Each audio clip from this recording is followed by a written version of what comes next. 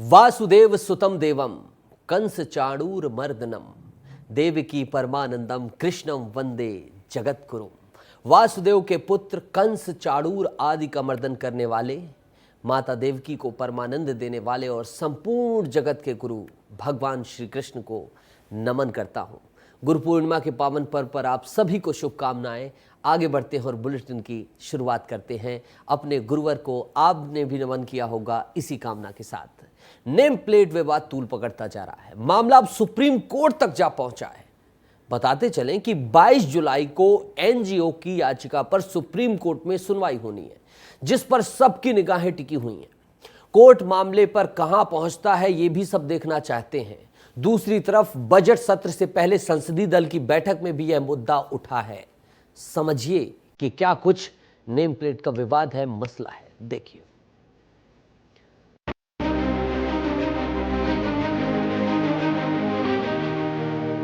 हिंदुस्तान में लोकशाही है, लोकतंत्र है। आपने आदेश जारी कर दिया, नेम प्लेट लगाना होगा। कोई सरकार संविधान के खिलाफ ऑर्डर पास करती है तो भारत सरकार को उसका नोट लेना चाहिए, उनके पास अख्तियार है। कावड़ लेने वाले और उनके सेवादार सब एक ही।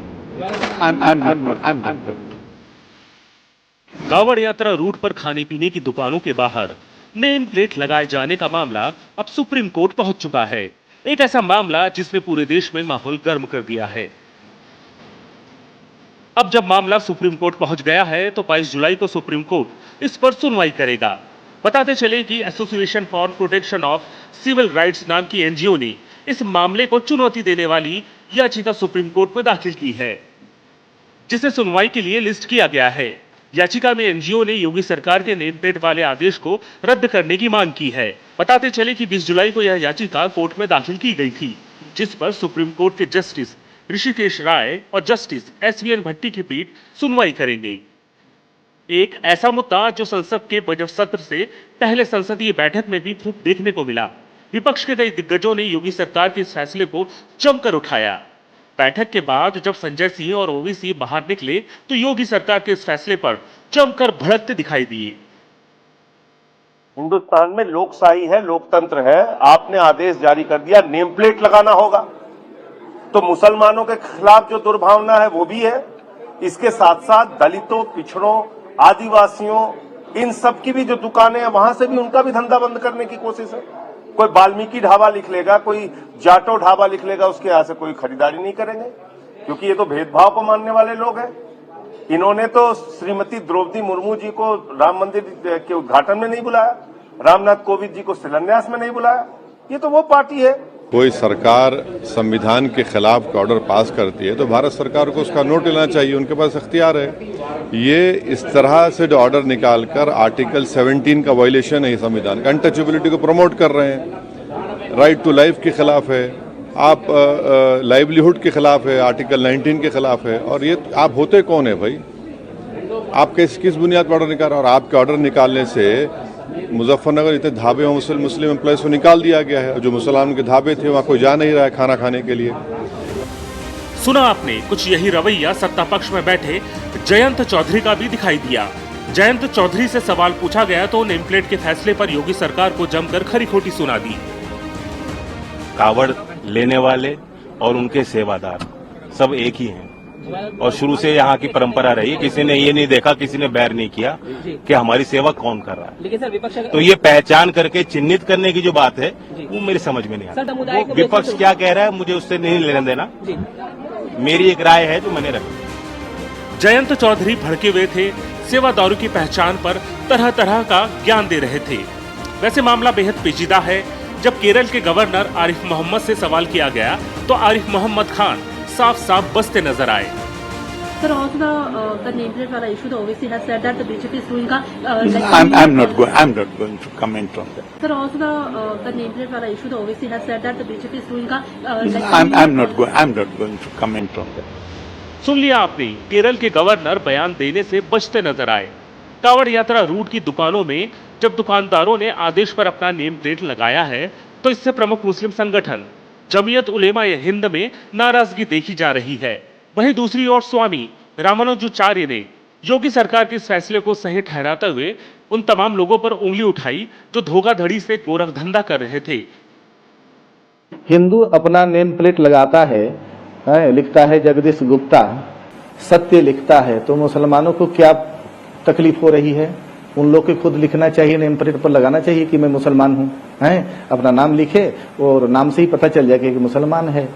तो कांवरियों को खाने में जो पवित्रता रखनी है वह पवित्रता बरकरार रहे, यह बात हम भी चाहते हैं और होना भी चाहिए। मामला पूरी तरह से गरमाया हुआ है। राजनेताओं से लेकर अभिनेता और अभिनेत्री आपस में भिड़ते दिख रहे हैं। ताजा मामले पर जब योगी सरकार के फैसले को कोर्ट में चुनौती दी जा रही है तो इस पर देखना दिलचस्प हो जाता है कि कोर्ट का फैसला क्या आता है। ब्यूरो रिपोर्ट, विस्तार न्यूज। और इधर कल से विधानसभा के सत्र का आगाज हो रहा है। सत्र को लेकर पक्ष और विपक्ष ने कमर कस ली है भैया। जहां सरकार को घेरने की तैयारी विपक्ष कर रहा है तो सत्ता पक्ष भी दो हाथ करने के लिए तैयार हो गया है। लिहाजा 5 दिन पूरा हंगामा देखने को मिलेगा छत्तीसगढ़ में। जनता के मुद्दे उठे ना उठे, राजनीति तो जमकर देखने को मिलेगी गुरु। देखिए, कल से छत्तीसगढ़ विधानसभा का सत्र शुरू हो रहा है। इस बार 22 से 26 जुलाई तक प्रस्तावित विधानसभा के मानसून सत्र में कोई भी विधायक सदन में ऑनलाइन ऑफलाइन दोनों ही तरीके से ध्यान आकर्षण या स्थगन प्रस्ताव की सूचना दे सकेंगे। ये एक बदलाव का संकेत माना जा रहा है। कल से शुरू हो रहे विधानसभा सत्र के मद्देनजर कांग्रेस ने अपनी मंशा साफ कर दी है। कांग्रेस कानून अव्यवस्था, बलौदाबाजार कांड, मलेरिया और डायरिया जैसे मुद्दों पर ध्यान आकर्षण लाने की तैयारी में है। इसके अलावा आरन मॉब लिंचिंग, बिजली कटौती, बिजली बिल, गौठानों को बंद करने जैसे प्रमुख मुद्दों की गूंज भी सदन में सुनाई देगी। भाजपा राज में स्वास्थ्य सुविधाएं लचर है और कानून व्यवस्था बदहाल हो गई है। बिगड़ती कानून व्यवस्था के खिलाफ कांग्रेस 24 को विधानसभा घेराव का निर्णय लिया है। बस्तर सरगुजा में आदिवासी मलेरिया और डायरिया से मर रहे हैं। आदरणीय साथियों, 7 महीने की साई सरकार में प्रदेश में कानून व्यवस्था खस्ताहाल हो गई है। बलौदाबाजार में जो घटना हुई थी उसके संबंध में जो कमेटी बनाई गई थी, वो कमेटी 13 जून को घटना स्थल का निरीक्षण करने गई थी। पहले त्रिवेदी जी और बहुत सारे हमारे विधायकगण, पूर्व विधायकगण भी शामिल थे। ये पूरे देश में एकमात्र ऐसी घटना है जो कानून व्यवस्था की स्थिति इतनी खराब हो गई है कि जिला कार्यालय और एसपी कार्यालय में आग लगा दी जाती है और सरकार सोती रहती है। तो कानून व्यवस्था के मुद्दे पर गृह मंत्री विजय शर्मा ने आंकड़े जारी कर दिए हैं। कहा है कि कांग्रेस की सरकार में अपराध चरम पर था। जो एफआईआर दर्ज की जा रही है वो तो कांग्रेस के शासनकाल में हुए अपराधों को लेकर हो रही है। हमने तो नक्सलवाद से लेकर अपराधियों के खात्मे का काम किया है। मंशा ठीक होनी चाहिए सरकार की, पुलिस के मन में ताकत होनी चाहिए, करना क्या है बात स्पष्ट होना चाहिए। पैसे को इधर से उधर ले जाने के लिए पुलिस का उपयोग अगर करे नेता तो पुलिस कहां काम कर पाएगी भैया। अभी स्पष्ट है, नशे के व्यापार करने वालों का नस्बल तोड़ना है, अभी स्पष्ट है। पीड़ित जनता की बात सुननी है, उस पर कार्रवाई करनी है। कांग्रेस 24 तारीख को विधानसभा का घेराव भी करने वाली है। पूर्व उप मुख्यमंत्री टीएस सिंहदेव तो कह रहे हैं कि हमने तो सोचा था कि 1 साल तक सरकार के खिलाफ प्रदर्शन नहीं करेंगे, लेकिन सरकार ने हमें मजबूर कर दिया है। व्यापक मुद्दे हैं। बस्तर क्षेत्र में अलग बातें हैं, पश्चिमी क्षेत्र की अलग बातें हैं, पूर्वी क्षेत्र की अलग बातें हैं, सरगुजा अंचल की अलग स्थितियां हैं। बहुत सारी भी इश्यूज हैं। इनको लेके विधानसभा का धरना घेराव 24 तारीख को 12 बजे प्रस्तावित है। इधर बीजेपी कह रही है कि हम तैयार हैं, हर सवाल का जवाब देंगे, विपक्ष के हर वार पर पलटवार करेंगे। पिछले 7 महीनों में विष्णुदेव साय जी के नेतृत्व में सरकार ने मोदी की एक एक गारंटी पूरी की है, पूरी मुस्तैदी से काम किया है और विकसित छत्तीसगढ़ के निर्माण की दिशा में हमारी सरकार लगातार काम कर रही है। विधानसभा सत्र के लिए हमारी सरकार विपक्ष के हर जवाब के लिए तैयार है। तो कुल मिलाकर 5 दिनों का मानसून सत्र का हंगामे की भेंट चढ़ना तय है। एक तरफ कांग्रेस पार्टी मानसून सत्र छोटा होने के बाद भी पूरे दमखम से सरकार को घेरने की तैयारी में है।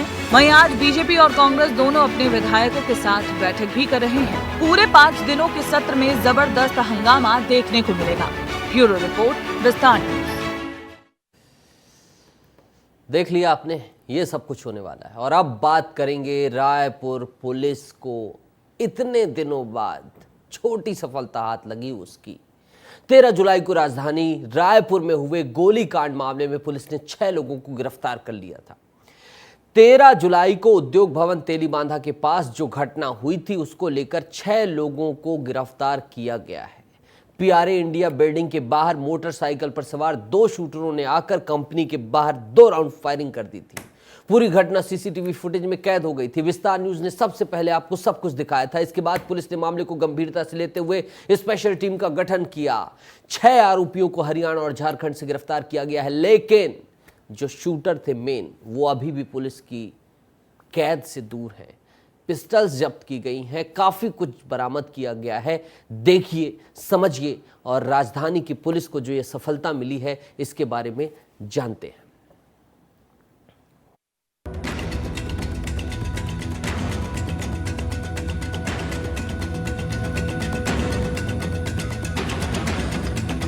छत्तीसगढ़ पुलिस को मिली कामयाबी, गिरफ्त में गोली कांड के आरोपी। झारखंड और हरियाणा में दी दबिश, आरोपियों को धर दबोचा।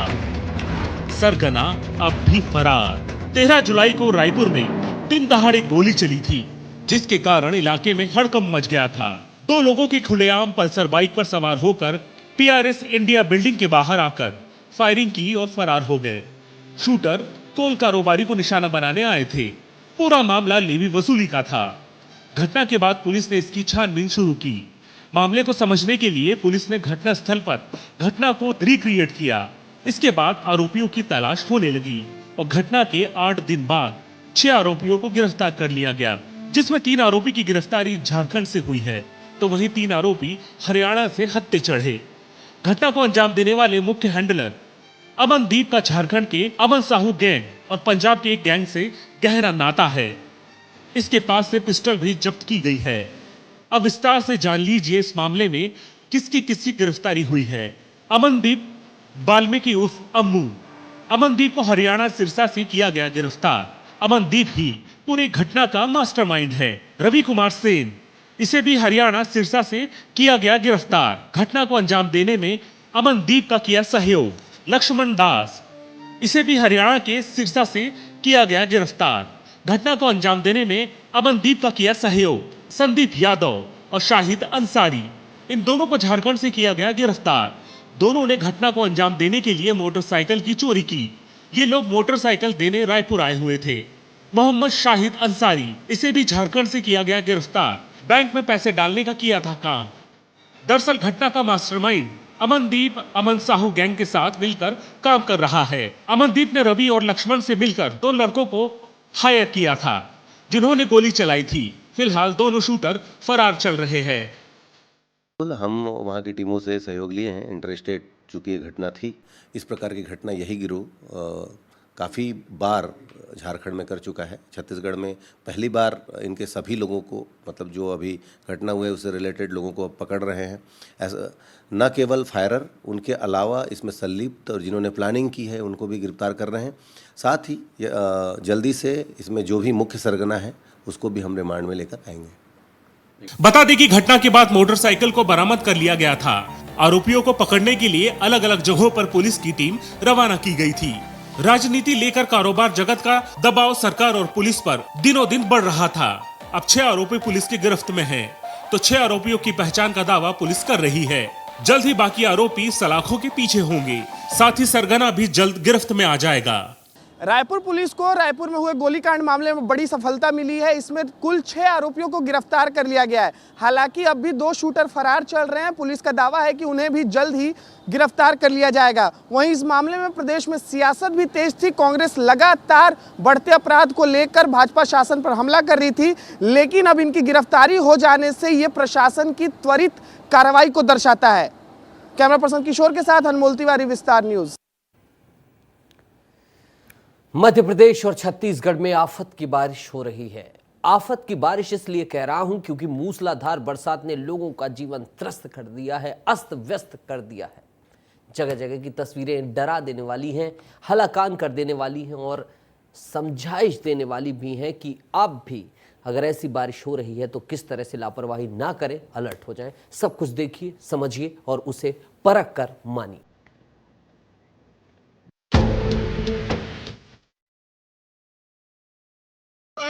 एक गाड़ी बाहर है, सेकंड एक ट्रक पूरा बाहर दे दे।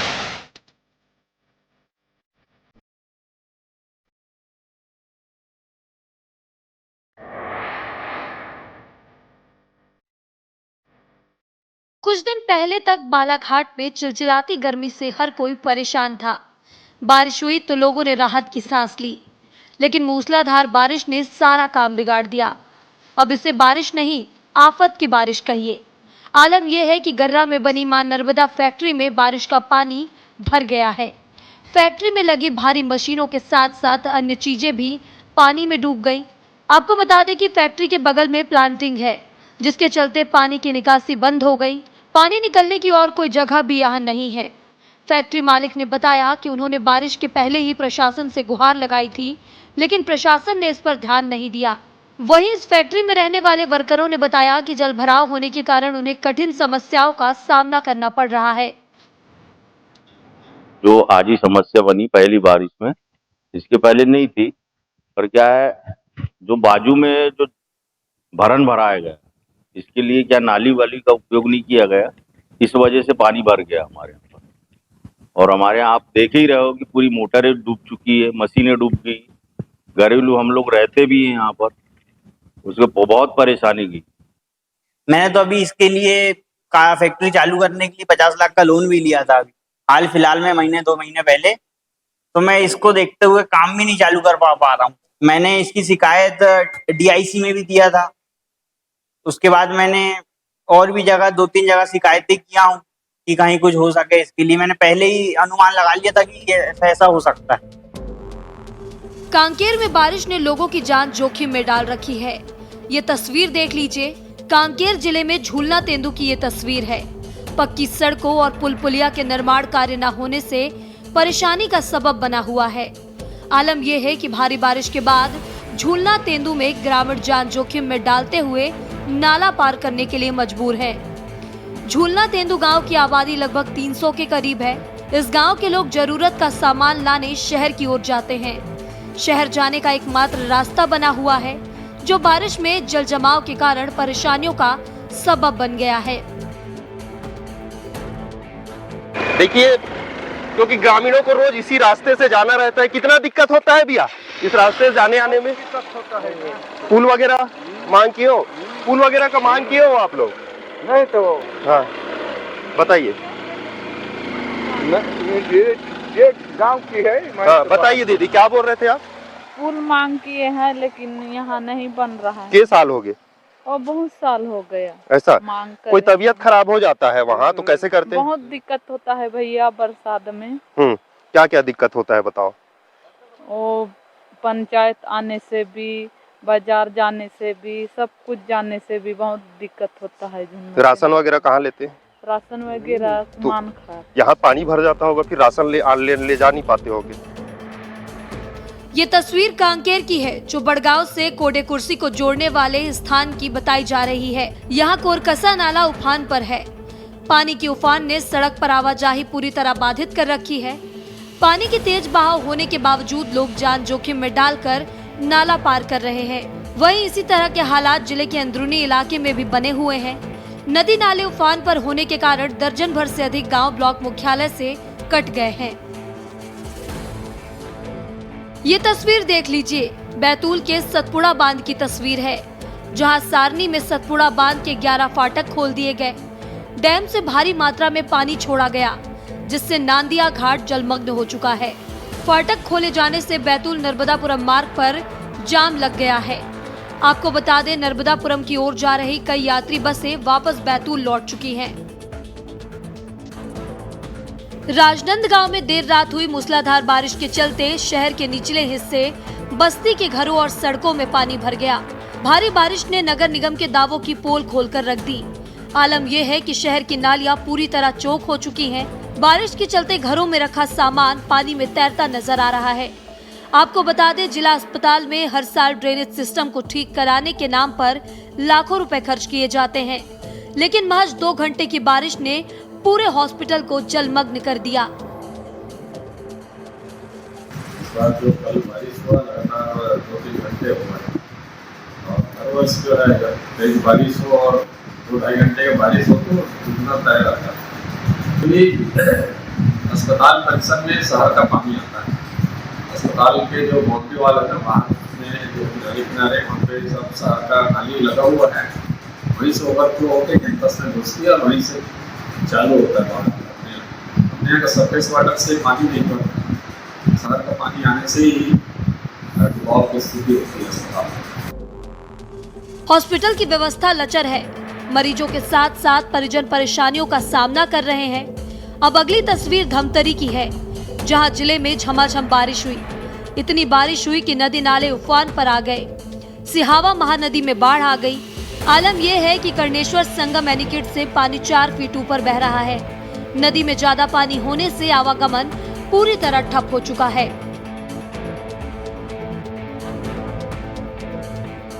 इधर सीहोर में भी झमाझम बारिश से शहर का मुख्य बाजार पानी से भर गया है। भारी बारिश के कारण आसपास के गांवों में नदी नाले उफान पर हैं। घर और दुकानों में बारिश का पानी घुस गया। जिले के कलेक्टर प्रवीण सिंह ने सभी नागरिकों से खतरनाक और गहरे पानी वाली जगहों पर नहीं जाने की अपील की है। इसके साथ ही कलेक्टर ने सभी एसडीएम, तहसीलदार और नगर पालिका के अधिकारियों को निर्देश दिया है कि जिले के सभी तालाबों, डैम, नदी नालों और जल भराव वाले क्षेत्रों पर लगातार निगरानी रखी जाए। वहीं नर्मदापुरम संभाग में पिछले 24 घंटे से लगातार बारिश हो रही है। भारी बारिश के कारण पचमढ़ी में लैंडस्लाइडिंग की घटना ने मुश्किल की स्थिति उत्पन्न कर दी है। आलम यह है कि लैंडस्लाइडिंग ने रास्ते में जाम की स्थिति पैदा कर दी है। मध्य प्रदेश और छत्तीसगढ़ के साथ साथ देश के अन्य शहरों में भारी बारिश ने लोगों का जीवन बेहाल कर दिया है। कहीं भूस्खलन की खबरें तो कहीं समतल क्षेत्र में जलमग्न होने की तस्वीर सोशल मीडिया पर छाई रहती है।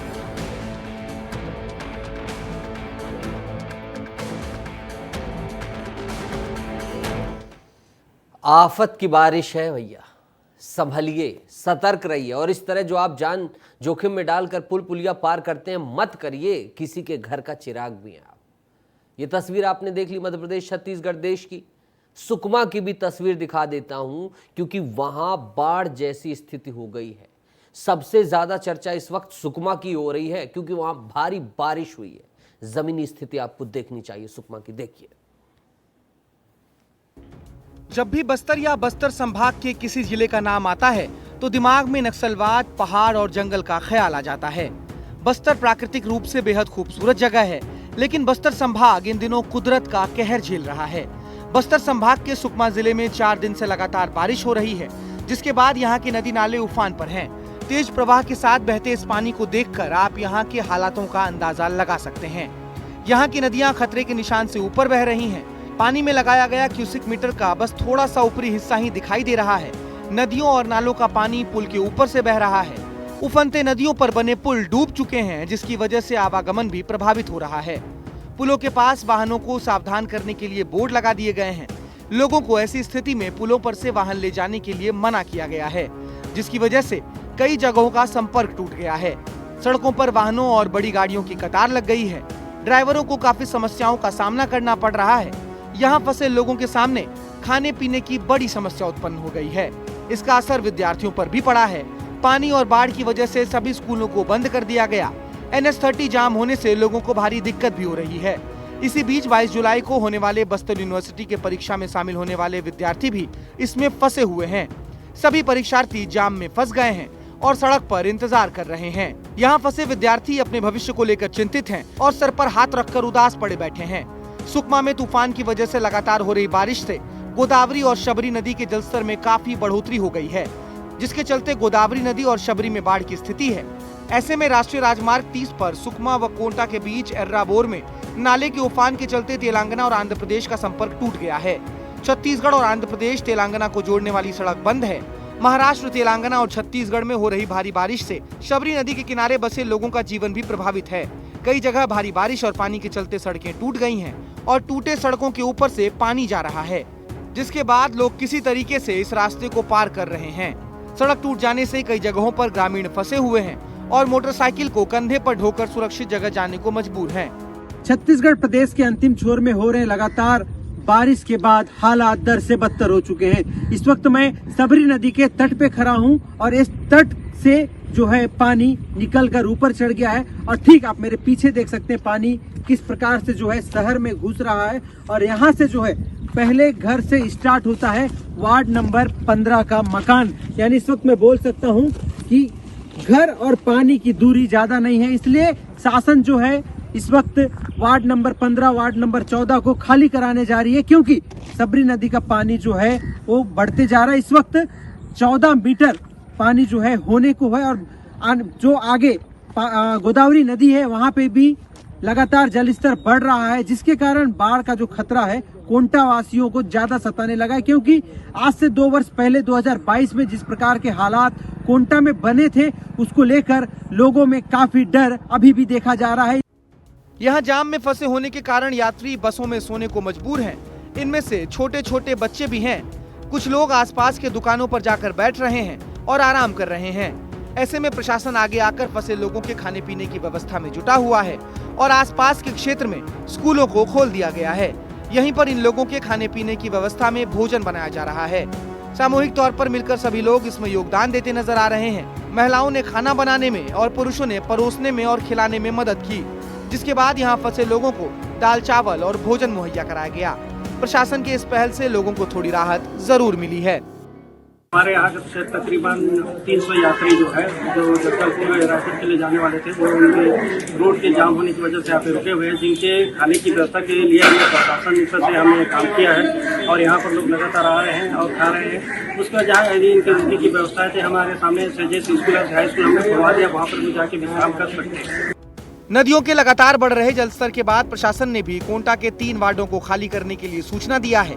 यहाँ प्रशासन वार्ड क्रमांक 1, 15 और 14 जल्द खाली करने के लिए लोगों से अपील कर रहा है।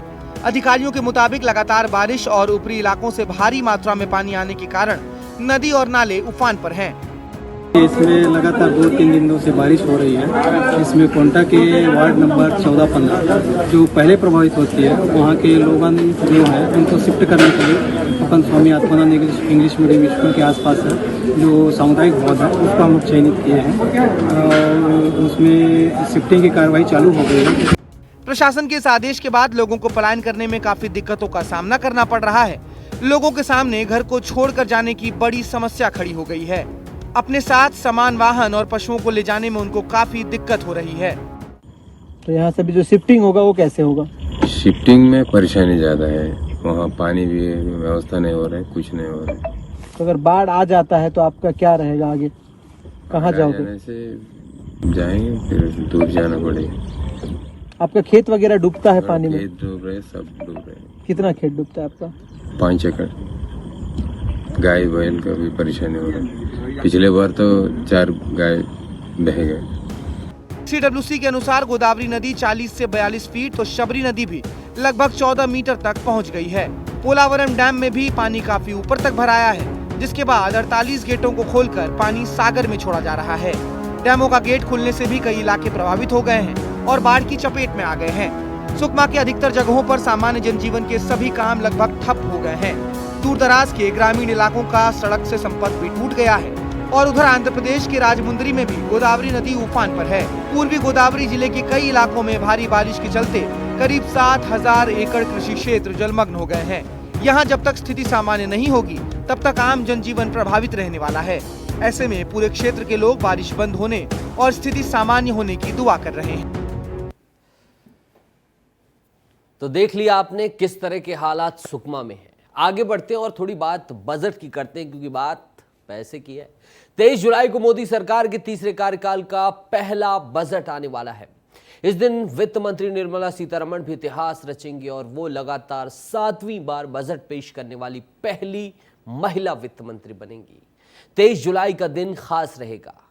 विस्तार न्यूज आपको बजट से जुड़ी महा कवरेज दिखाएगा और आपके सवालों का जवाब भी देने की हर मुमकिन कोशिश करेगा। फिलहाल आपको दिखाते हैं कि इस बार के बजट से आम जनता को क्या उम्मीदें हैं, मोदी सरकार के बजट से जनता क्या चाहती है, सब कुछ देखिए चलते चलते। मोदी सरकार अंतरिम बजट लाने के बाद अब अपना पूर्ण बजट 2024-25 का लाने जा रही है। पूर्ण बजट कैसा होगा, लोग कैसा चाहते हैं कि उनका बजट कैसा होना चाहिए, सरकार कैसा बजट लाए ताकि लोगों को राहत मिल पाए। हमारे साथ कुछ लोग मौजूद हैं, आम लोग हैं। बजट में हर एक राशि क्षेत्र में बढ़ाई जाए। जैसे सर्वप्रथम मैं चाहता हूं कि बेरोजगार जो युवा आज भी बेरोजगार घूम रहे हैं उनके लिए बजट में प्रावधान किया जाए। मान निधि जो अमाउंट से फर्क नहीं पड़ता, जो योजनाएं लाएं जिससे उनके जो खेती के जो भी प्रोडक्ट हैं, खेती अच्छे से बिक पाए, मेन चीज़ वो है ना। मैं ये चाहता हूँ कि टैक्स में जो दायरा है, जो इनका जो सैलरीड कस्टमर, जो सैलरीड एम्प्लॉय का जो दायरा है वो उसको मिनिमम कम से कम 10 लाख करा जाए, ताकि जो आम जनता लोग है वो अब उनको ज़्यादा टैक्स नहीं देना पाए। महंगाई इतनी बढ़ गई है। इसके अलावा मेन मुद्दा स्वास्थ्य का ही है और जो अपना टैक्स का दायरा है, इन्हीं चीज़ों में थोड़े से बदलाव होने चाहिए।